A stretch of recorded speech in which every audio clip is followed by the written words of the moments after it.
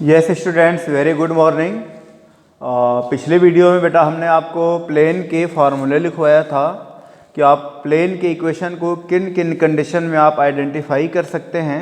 तो main 3 condition थी आपकी, उसी 3 कंडीशन के बिहाफ पर हम और एक्सटेंड कर देते हैं। पहली कंडीशन आपकी ये थी कि प्लेन का नॉर्मल वेक्टर आपको दिया हो और उसकी डिस्टेंस दी हो प्लेन की ओरिजिन से, तब हम फार्मूले लिख लेते हैं जिसको हम कहते हैं r dot n cap equal to D. और दूसरी कंडीशन आपकी ये होती है कि अगर प्लेन की आपकी एक पासिंग पॉइंट दी हो और प्लेन के परपेंडिकुलर वेक्टर या परपेंडिकुलर लाइन दिया हो, तब हम उसका इक्वेशन लिख लेते हैं। वो फार्मूला मैं आपको बताया था, ax minus x1 plus B y minus y1 plus C z minus z1 equal to 0। और तीसरी कंडीशन ये थी कि जब प्लेन 3 नन कोलिनियर पॉइंट से पास करता हो, उस कंडीशन में मैं आपको बताया था। तो उसमें एक डिटर्मिनेंट हम सॉल्व कर लेते हैं। डिटर्मिनेंट में जो पहली रो होती है उसको एक्स वाई जेड से फिलअप कर देते हैं, सेकेंड रो को जो सेकेंड पॉइंट दी जाती है उससे, और थर्ड रो को थर्ड पॉइंट से, और जो फर्स्ट पॉइंट का कोऑर्डिनेट बन जाता है उसको माइनस कर देते हैं हर जगह से। माइनस करने का मतलब x में से x को माइनस कर देते हैं, y में से y को और z में से z को। तो ये 3 कंडीशन पर आगे हम एक्सटेंड करके भी प्लेन का इक्वेशन लिखते हैं।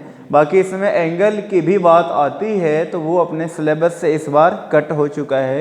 Angle between plane and angle between plane and line, या जिसको हम नॉर्मल एंड लाइन के बीच का भी कहते हैं, और angle between normal of the 2 planes, ये आपका कट हो चुका है। तो अब हम इस पर क्वेश्चन करेंगे। और क्वेश्चन में पहले क्वेश्चन नंबर 1 ना लेकर के पहले मैं क्वेश्चन नंबर 2 लूँगा और फिर उसके बाद मैं क्वेश्चन नंबर 1 पर आऊँगा। तो आप देखें क्वेश्चन नंबर 2 में आपको क्या दिया हुआ है।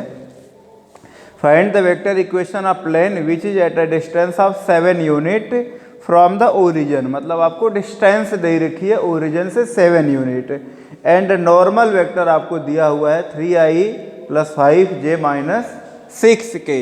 तो डिस्टेंस ओरिजिन से दे रखी है तो डिस्टेंस को हम d से डिनोट करते हैं, वो आपको 7 यूनिट दे रखी है। और नॉर्मल वेक्टर आपको दिया है 3i plus 5j minus 6k। एक बार और मैच कर लेते हैं। Normal vector 3i plus 5j minus 6k, ये आपको नॉर्मल वेक्टर दिया है। तो आपका इक्वेशन ऑफ प्लेन होता है,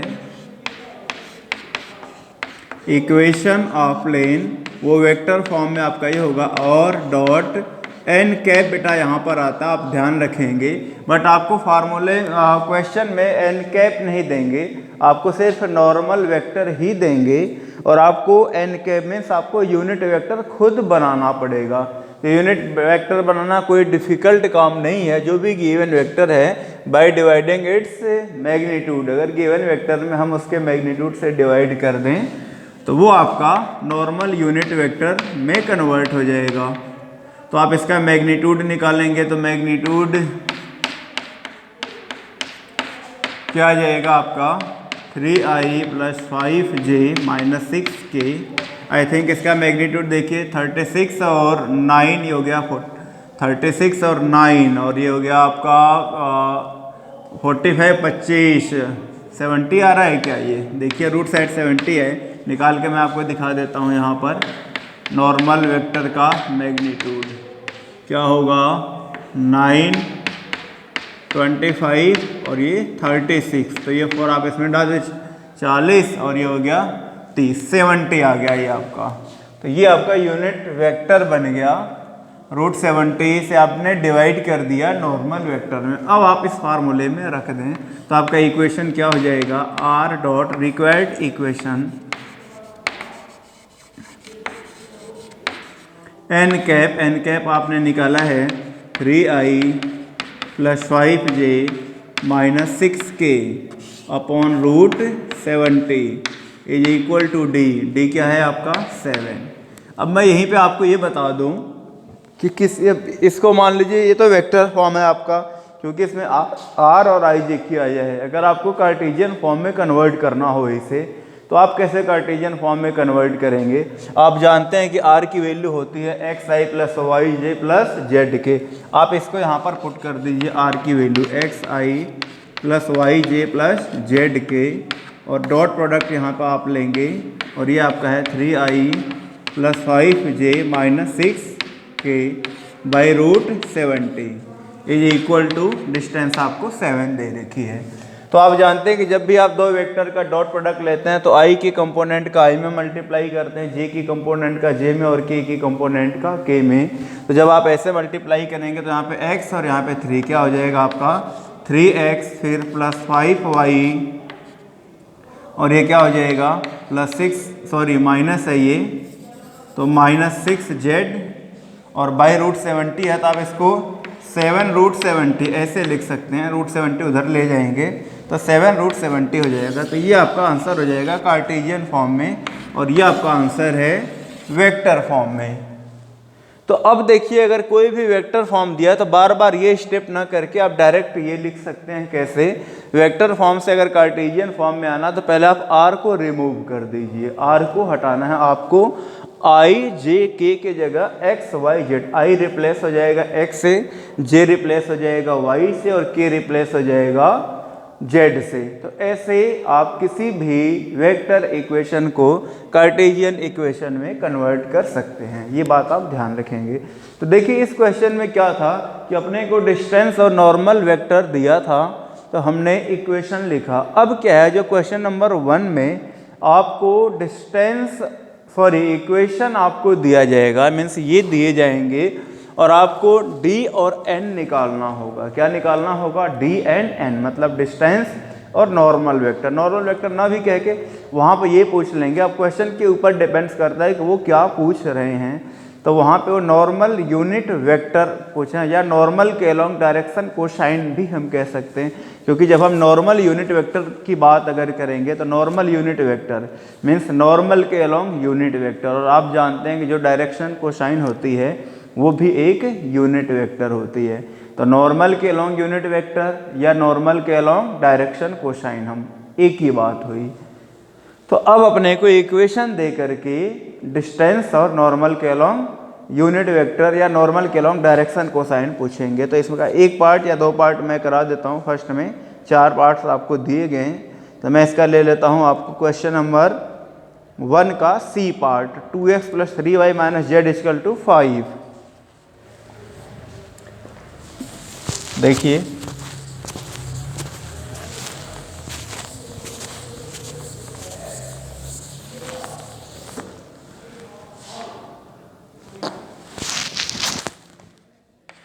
क्वेश्चन नंबर 1 का सी क्या है वो देख लें आप। 2x + 3y - z, 2x + 3y - z = 5, ये दिया आपको। तो देखिए इसके कुछ फिक्स्ड स्टेप हैं, हमें इसको फॉलो करना होगा। हालांकि इसमें कुछ स्टेप ऑलरेडी डन है। और सबसे पहले आपको क्या करना है, जो भी कांस्टेंट टर्म है उसको लेफ्ट साइड से राइट साइड कन्वर्ट करना है। लेफ्ट साइड से राइट साइड सेंड करना, उसको लेफ्ट में है तो राइट साइड ले जाना है। ये ऑलरेडी राइट साइड में है। तो दूसरा स्टेप ये होगा कि अगर राइट साइड में जो कांस्टेंट है अगर वो नेगेटिव में है तो आपको पॉजिटिव बनाना है। क्या करना है आपको? अगर ये कांस्टेंट नेगेटिव में है तो उसको पॉजिटिव बनाना है, और पॉजिटिव अगर है तो ऑलरेडी हम आगे बढ़ जाएंगे। तो ये 2 स्टेप तो इसमें ऑलरेडी हैं। फिर से आप सुनिए, पहला स्टेप है कांस्टेंट को लेफ्ट से राइट साइड ले जाना, और अगर वो कांस्टेंट नेगेटिव है तो उसको पॉजिटिव बनाना। तो यहाँ राइट साइड में भी है और पॉजिटिव भी है।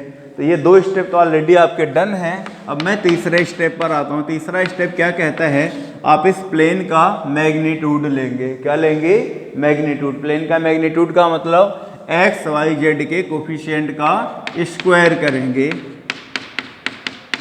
तो देखिए क्या आता है, ये 4, 9 और 1, ये √14 आ गया।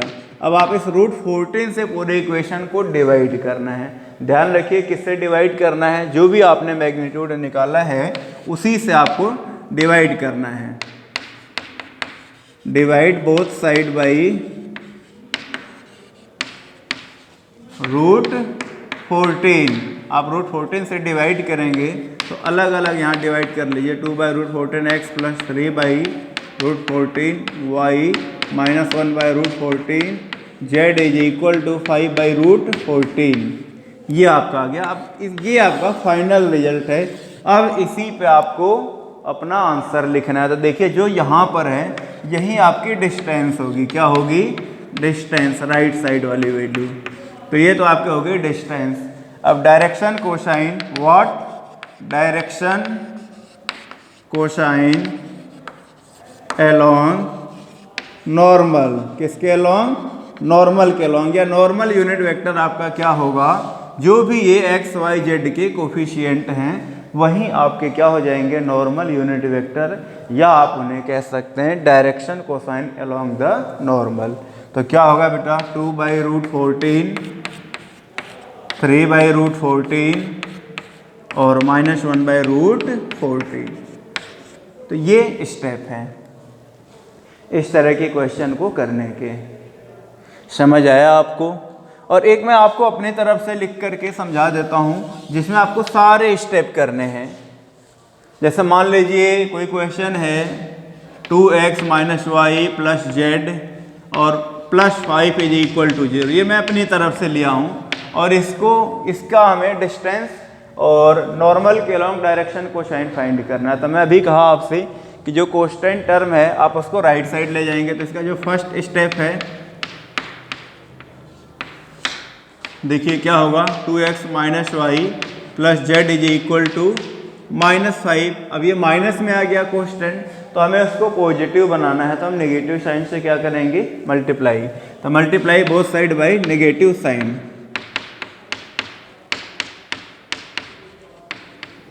बोथ साइड बाई -1 भी कह सकते हैं आप। तो हो जाएगा -2x + y - z। अब ये प्लस हो गया आपका। अब देखिए ये यहाँ वाले स्टेप पे आ गया। बिल्कुल। अब आप क्या करेंगे? अब इसका जो सेकंड स्टेप है आप इसका मैग्नीट्यूड लेंगे। तो हो गया 4, 1 और 1, क्या आ गई वैल्यू? √6। तो आप इसी से डिवाइड करेंगे, both side divide, both side by √6। अब √6 से डिवाइड कर दें तो -2/√6 x + 1/√6 y - 1/√6 z = 5/√6।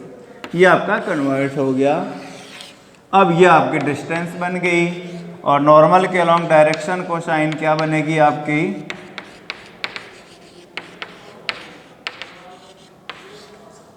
-2/√6, 1/√6 एंड -1/√6। ये क्वेश्चन मैं अपनी तरफ से लिया हूँ, कहीं आप बुक में आइडेंटिफाई करें। ये अपनी तरफ से मैं लेकर के आपको समझाया हूँ। तो ये क्वेश्चन नंबर 2 आपका यहाँ पर ख़त्म होता है। क्वेश्चन नंबर 1 है, तो इस तरह से क्वेश्चन नंबर 1 को आप फिनिश करेंगे। तो 1 और 2 आपका फिनिश होता है। अब मैं आता हूँ क्वेश्चन नंबर 3 पर। तो क्वेश्चन नंबर 3 देखिए आपको क्या कह रहा है। क्वेश्चन नंबर 3 आपको अलग से करने की ज़रूरत नहीं है। क्वेश्चन नंबर 3 मैं डायरेक्ट आपको बता देता हूँ। मैं अभी बताया कि किसी भी वेक्टर इक्वेशन को कार्टेशियन इक्वेशन में कन्वर्ट करने का क्या कंसेप्ट है। तो आप r को रिमूव करेंगे, r को हटाएंगे, i j q को x y z से रिप्लेस कर देंगे। बस ये आपका कंसेप्ट है। तो जैसे मैं फर्स्ट की बात करूँ तो r को हटा देंगे तो x + y - z = 2 हो जाएगा। क्या यही होगा? मतलब r को हटाना है, i j k की जगह x y z लिखना है। ये आपका कार्टेशियन फॉर्म होगा। क्वेश्चन नंबर 4 आपका फुट ऑफ परपेंडिकुलर का है। ये जब बिल्कुल 3D खत्म हो जाएगी विद मिसलेनियस तब मैं आपको कराऊंगा फुट ऑफ परपेंडिकुलर। ये बिल्कुल लास्ट में होगा। हर बार मैं ऐसे ही कराता हूँ क्लास में भी और यहाँ पर भी मैं ऐसे ही कराऊंगा। तो अब मैं आता हूँ क्वेश्चन नंबर 5 पर। 5 में भी 2 पार्ट्स हैं, एक पार्ट मैं बताऊँगा और एक पार्ट आप प्रैक्टिस करेंगे। देखिए इसमें क्या दिया है 5 में, find the vector and Cartesian equation of plane that passes through the point and normal to the plane। इतना मतलब आपको किसी प्लेन की एक पासिंग पॉइंट दे रखी है और उसका नॉर्मल वेक्टर दिया हुआ है, तब आप कैसे इक्वेशन लिखेंगे? देखिए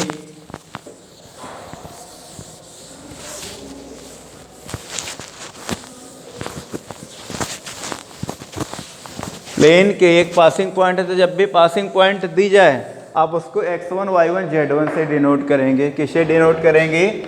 x1 y1 और z1 से। मैं क्वेश्चन नंबर 5 का फर्स्ट पार्ट कर रहा हूँ। ये आपको दिया है और जो परपेंडिकुलर वेक्टर है या जो नॉर्मल वेक्टर है उसको आप एन से डिनोट करेंगे। किससे डिनोट करेंगे? एन से। तो जो आपकी पासिंग पॉइंट है 5 के फर्स्ट पार्ट में वो 1 0 -2 है। क्या है? 1 0 -2। और जो आपका नॉर्मल वेक्टर है, नॉर्मल वेक्टर आपको दे रखा है i प्लस जे माइनस के, जिसके प्लेन परपेंडिकुलर हैं i प्लस जे माइनस के। तो क्या आप फार्मूला जानते हैं कि प्लेन एक पॉइंट से पास कर रहा हो और उसका नॉर्मल वेक्टर आपको दिया हो तो इक्वेशन क्या होता है? Equation of plane. दोनों फॉर्म लिखना है, वेक्टर एंड कार्टेशियन। तो देखिए क्या होता है, अगर मैं वेक्टर फॉर्म की बात करूं तो r minus a dot n is equal to 0। r arbitrary point का पोजीशन वेक्टर जिसके फॉर्म में हमें लिखना होता है इक्वेशन। ए पासिंग पॉइंट का position vector and normal vector आप रख दीजिए। ये आपका क्या होगा, जो पासिंग पॉइंट के कोऑर्डिनेट दिए हैं आप उसी में i j k लगा देंगे। तो क्या हो जाएगा आपका इक्वेशन? r माइनस, यहाँ ब्रैकेट लगा लीजिए, i plus 0j minus 2k और डॉट एन। एन क्या है आपका? N i plus j minus k is equal to 0। ये आपका इक्वेशन हो गया रिक्वायर्ड। अगर अब मैं कार्टेशियन फॉर्म की बात करूं तो कार्टेशियन फॉर्म में आपका इक्वेशन होता है A x minus x1 plus B y minus y1 plus C z minus z1 is equal to 0। ये कार्टेशियन फॉर्म में प्लेन का इक्वेशन होता है। तो देखिए ए बी सी प्लेन के नॉर्मल की डायरेक्शन रेशियो है जो कि 1 1 -1 है और x1 y1 z1 आपकी पासिंग पॉइंट है। तो a की वैल्यू क्या है? देखिए 1। x माइनस x1 क्या है? 1 प्लस b क्या है आपका? 1 y माइनस y1 क्या है? 0 प्लस c क्या है आपका? -1 z माइनस z1 तो -2 है तो ये +2 हो जाएगा इज इक्वल टू 0। अब आप इसको सॉल्व कर लें तो x minus 1 plus y minus z minus 2 is equal to 0। तो रिक्वायर्ड इक्वेशन आपका क्या हो गया? x plus y minus z -1 और -2 -3 इज इक्वल टू 0। ये रिक्वायर्ड प्लेन का इक्वेशन हो गया। फिफ्थ का फर्स्ट पार्ट। सेकेंड पार्ट आप खुद ट्राई करेंगे। अब मैं आता हूँ क्वेश्चन नंबर 6 पर। तो क्वेश्चन नंबर 6 के 2 पॉइंट्स दिए हुए हैं, 2 पार्ट्स दिए हुए हैं। इसमें भी एक पार्ट्स मैं कराऊंगा, दूसरा पार्ट आप करेंगे। और मैं पहले ही आपको बता दूं कि देखिए जब भी 3 पॉइंट्स दिए जाएं तो सबसे पहले आपको चेक करना है कि कहीं ये 3 पॉइंट्स से कोलिनियर तो नहीं हैं।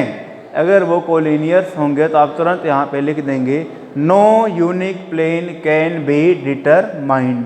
तो मैं पहले ही आपको बता दूं जो इसमें पहला पार्ट है उससे अगर आप चेक करेंगे तो ये कोलिनियर रहेंगे पॉइंट्स। क्या आएंगे? कोलिनियर। आप चेक करके देख लीजिएगा तो वहाँ पे सीधे आप आंसर लिखेंगे no unique plane can be determined.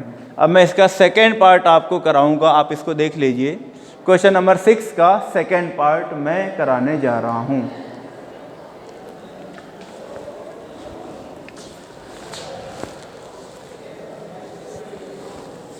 देखिए तो जो पॉइंट्स आपको दे रखे हैं वो x1 y1 z1 है। क्या है बेटा? x1 y1 z1। मान लीजिए पॉइंट A है और पॉइंट B और पॉइंट C। तो ये x1 y1 z1 होगा, x2 y2 z2, x1 y1 z1, x2 y2 z2 and x3 y3 z3। अब देख लीजिए ये वैल्यू क्या है आपकी। तो पहली जो पॉइंट्स है वो आपकी 1 1 0 1 2 1, दूसरी है 1 1 0 1 2 1 और -2 2 -1 -2 2 -1। ये पॉइंट्स है आपके। तो मैं बताया सबसे पहले आप कोलिनियर चेक करेंगे। कोलिनियर के लिए मैं आपको ये बताया हूँ कि आप कोई भी 2 वेक्टर बना लें ए बी और बी सी, या ए बी या ए सी बना लें। तो ए बी का मतलब है आपको बी में से ए को माइनस करना। तो देखिए हो गया 0i ये आपसे हाँ लिख लीजिए, कोई दिक्कत नहीं। 0i प्लस जे और प्लस के, ये हो गया। और इसी तरह से BC तो -2 -3i और प्लस 0j और -2k। अब रेशियो देख लीजिए, -3/0 0/1 -2/1, ये इक्वल नहीं है। It means ABC are non collinear. क्या है भाई? Non collinear. अब हम नन कोलिनियर्स का फार्मूला लगाएंगे। Equation of plane. क्या? इक्वेशन ऑफ प्लेन क्या होता है? मैं आपको ऐसे बताया कि फर्स्ट रो को x, y और z से फिलअप कर दीजिए। Second row by second points. What? Second row by second points. तो सेकेंड पॉइंट आपकी क्या है? 1 2 1 है, तो 1 2 1। Third row by third points, तो -2 2 -1 -2 2 -1, यही है क्या? Is equal to 0। अब देखिए फर्स्ट पॉइंट को क्या करना है अपने को?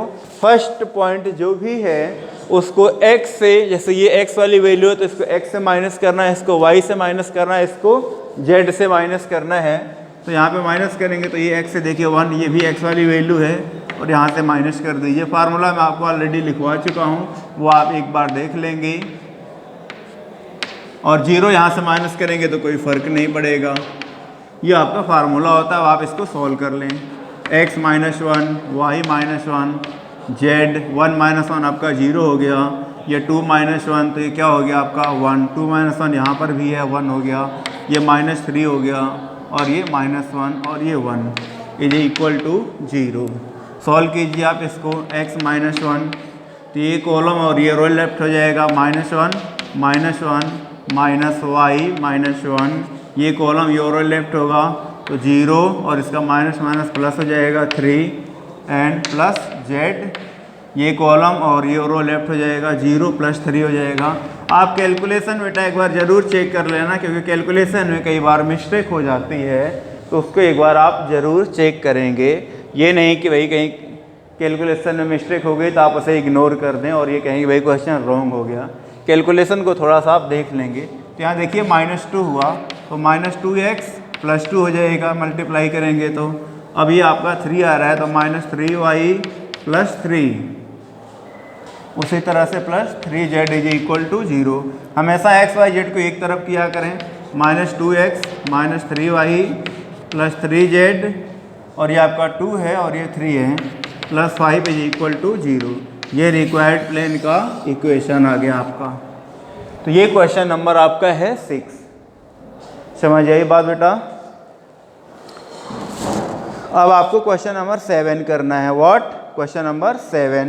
तो क्वेश्चन नंबर 7 में आपको दिया है कि एक प्लेन है, उसके आपको इंटरसेप्ट बताना है। 2x + y - z = 5। क्या? 2x + y जो प्लेन है, देखिए क्वेश्चन नंबर 7 आपका ये कह रहा है find the intercept cut off by the plane 2x + y - z = 5।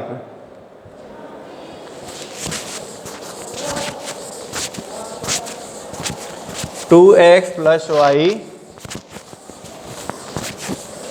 - z। तो इंटरसेप्ट फॉर्म में जो प्लेन का इक्वेशन होता है ये है आपका, जिसमें a x का इंटरसेप्ट है, b y का इंटरसेप्ट और c z का इंटरसेप्ट है। और आपको प्लेन 2x + y - z = 5 दिया है। 2x + y - z = 5। तो सबसे पहले आप अपने इक्वेशन को इस फॉर्म में कन्वर्ट करेंगे। राइट साइड में 1 होना चाहिए, तो 1 तभी आएगा जब आप 5 से डिवाइड करेंगे। तो डिवाइड बोथ साइड बाई 5। आप 5 से डिवाइड करें तो 2/5x + 1/5y - 1/5z is equal to 1 हो जाएगा। अब आप इसको ऐसे लिख सकते हैं। आपको x y z का कोफिशिएंट 1 रखना, आप इसके अकॉर्डिंग सेट करना। आपको 5/2 + y/5 + z/ आप -5 लिख दें जी इक्वल टू 1। तो ये देखिए आपका x का इंटरसेप्ट a हो गया, ये y का इंटरसेप्ट b हो गया और ये z का इंटरसेप्ट क्या हो गया? c। तो ये आपका क्वेश्चन नंबर 6 होता है, 7 होता है। अब मैं यहीं पर क्वेश्चन नंबर 8 की बात कर रहा हूँ। क्वेश्चन नंबर 8 में आपसे एक इक्वेशन कंसेप्ट बेस पर है ये एक्चुअली। ZOX के पैरेलल प्लेन का इक्वेशन पूछा है, अगर y का इंटरसेप्ट 3 दिया हुआ है तो आप ऐसे लिख लेंगे, equation of plane parallel to ZOX। देखिए अगर जिसके भी पैरेलल कहे, ZX के पैरेलल कहे तो y इज इक्वल टू कोस्टेंट होगा, और x y के पैरेलल कहे तो z इक्वल टू कोस्टेंट होगा, और अगर z y z के पैरेलल कहे तो x इक्वल टू कोस्टेंट होगा। मीन्स जो वेरिएबल इसमें नहीं होगा वही इज इक्वल टू कोस्टेंट होगा आपका प्लेन का इक्वेशन, अगर पैरेलल कहे तो ये पैरेलल का है। Equation of plane parallel to ZOX क्या होगा, y is equal to constant, मान लीजिए वो कोस्टेंट क्या है आपका k। अब इसके बाद ये क्या है कि this plane passes makes an intercept